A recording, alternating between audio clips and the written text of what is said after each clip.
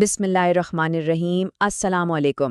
آج ہم ایک بہت ہی دلچسپ موضوع پر بات کرنے والے ہیں، جنت۔ جنت کا نام سنتے ہی ہمارے ذہن میں کیا آتا ہے؟ کیا یہ کوئی خاص جگہ ہے، کوئی مقام، یا پھر یہ کچھ اور ہے؟ اسی سوال کا جواب ہم تلاش کریں گے علامہ غلام احمد پرویز صاحب کی کتاب اسلام اے چیلنج ٹو ریلیجن کی روشنی میں۔ یہ کتاب جنت کے بارے میں ایک ایسی گہری سوچ پیش کرتی ہے جو ہمارے روایتی خیالات کو ایک بالکل نئی سمت دے سکتی ہے۔ تو آج ہماری گفتگو کا خاکہ کچھ یوں ہوگا۔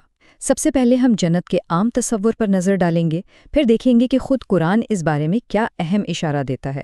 اس کے بعد ہم جنت کو ایک مقام کے بجائے ایک کیفیت کے طور پر سمجھنے کی کوشش کریں گے، ان استعاروں کی حکمت پر غور کریں گے جو قرآن استعمال کرتا ہے، اور آخر میں اس بات پر بات کریں گے کہ کیا اس جنت کا تجربہ اسی دنیا میں بھی ممکن ہے۔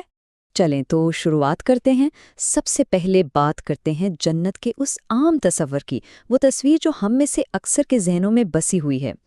جب بھی جنت کا ذکر آتا ہے تو فوراً ہمارے ذہن میں یہی منظر ابھرتا ہے نا؟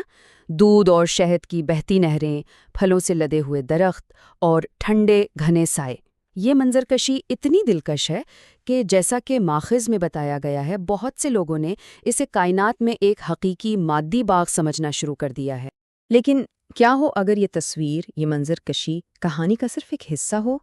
ماخذ کے مطابق قرآن خود ہمیں ایک بہت اہم اشارہ دیتا ہے، ایک طرح کی تنبیہ کہ اگر ہم صرف ان الفاظ کے ظاہری مطلب میں ہی اٹکے رہیں تو شاید ہم اس کے پیچھے چھپے ایک بہت گہرے معنی سے محروم رہ جائیں۔ اب ذرا اس آیت پر غور کریں۔ اس میں ایک لفظ، صرف ایک لفظ ایسا ہے جو سب کچھ بدل دیتا ہے۔ آیت شروع ہوتی ہے ان الفاظ سے، مثل الجنتی، یعنی جنت کی مثال۔ دیکھیے، یہ نہیں کہا گیا کہ یہ جنت ہے، بلکہ فرمایا کہ یہ جنت کی مثال ہے۔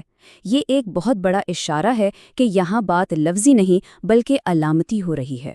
تو یہ ایک لفظ، مثل، یہی وہ کلیدی نقطہ ہے۔ ماخذ کے مطابق یہ قرآن کا اپنا طریقہ ہے ہمیں یہ بتانے کا کہ دیکھو، ان نہروں اور باغوں کی تفصیلات میں گم مت ہو جاؤ، یہ تو صرف مثالیں ہیں، اس کے پیچھے چھپے گہرے علامتی معنی کو تلاش کرو۔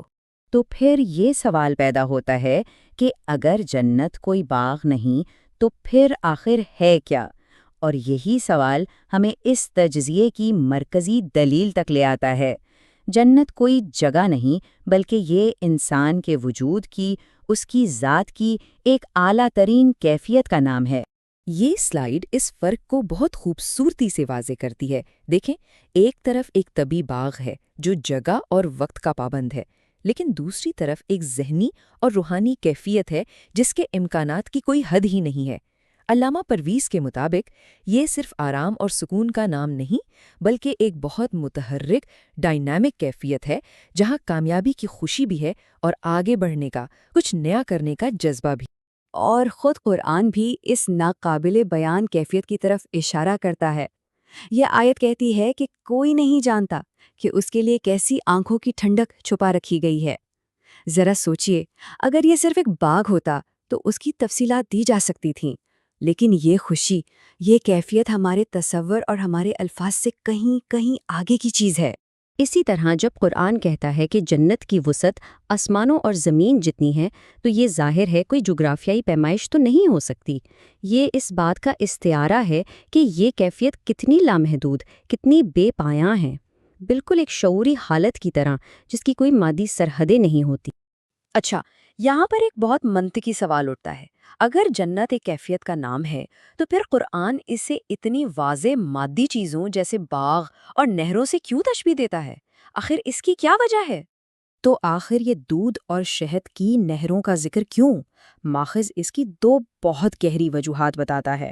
پہلی وجہ یہ ہے کہ کسی ایسی حقیقت کو سمجھانے کے لیے جو ہمارے تجربے سے بالکل باہر ہو، آپ کو ایسی مثالیں استعمال کرنی پڑتی ہیں جنہیں لوگ سمجھ سکیں۔ یہ اس اعلیٰ کیفیت کی طرف اشارہ کرنے کا ایک ذریعہ ہے۔ اور دوسری وجہ تاریخی ہے۔ قرآن سب سے پہلے عرب کے صحرا نشین لوگوں سے مخاطب ہوا۔ اب سوچئے، ان کے لیے ایک سرسبز باغ، بہتا ہوا پانی اور ٹھنڈا سایہ ہی تو خوشحالی اور نعمت کی سب سے بڑی علامت تھی۔ یہ زبان ان کے دل سے براہ راست بات کرتی تھی۔ اور یہ ساری گفتگو ہمیں ایک بہت ہی طاقتور نتیجے پر پہنچاتی ہے، اور وہ یہ کہ یہ جنتی کیفیت صرف آخرت کے لیے محسوس نہیں ہے ماخذ یہ دلیل دیتا ہے کہ جب کوئی انسان اپنی زندگی کو خدائی قوانین یعنی سچائی، انصاف اور انسانیت کی خدمت کے مطابق ڈھال لیتا ہے تو وہ اسی دنیا میں یہیں اور ابھی اس جنتی کیفیت کی ایک جھلک محسوس کر سکتا ہے۔ ایسی زندگی ہی دراصل ایک جنتی زندگی ہے۔